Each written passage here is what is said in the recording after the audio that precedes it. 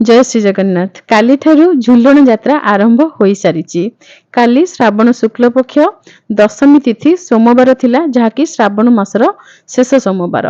आज एकादशी, पवित्र रोपण एकादशी, किंतु एही एकादशी को झुलण एकादशी मध्य कहा जाए, जेहेतु एही समय श्री राधा श्री कृष्ण झूलारे बसिकी झूली थांती। झुलण यात्रा एही समय चली थाए।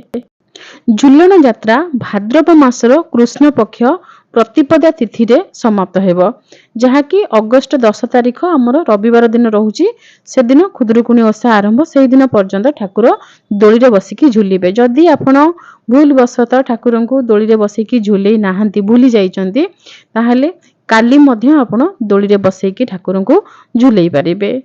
मंदिर मानकरे झुलण यात्रा को बहुत आडंबर सहित पालन करा जाए। बहुत किछि नीतिकांति करा जाय थाय दियो मानकर। साधारण गृहस्थ भाव में आमे किंचित सेवा प्रभु को अर्पण करबा पई चेष्टा करिथिलु।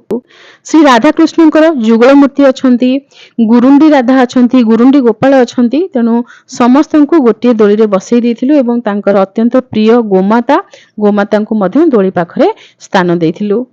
धूप दीप नैवेद्य रे पंच उपचार पूजा होइतिला। ठाकुर माने स्नान करिथिले, वस्त्र पिंधिथिले, फूल एवं पत्र रे सुसज्जित बेश कर देथिलु। तुलसी, अँला, दुर्लभा, दयणा ए सब किछि ठाकुर को अर्पण करा जायतिला।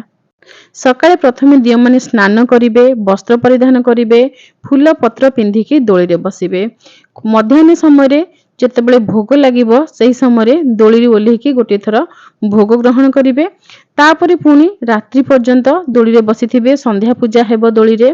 संध्या पूजा परे गोटे घंटा हेउ बा 2 घंटा हेउ विलंबित रात्रि पर्यंत दोली रे बसिकी झुलिबे। तापरे भोग लागिबो, तापरे शयन सेजकु जिबे। रहुचु। जय श्री जगन्नाथ।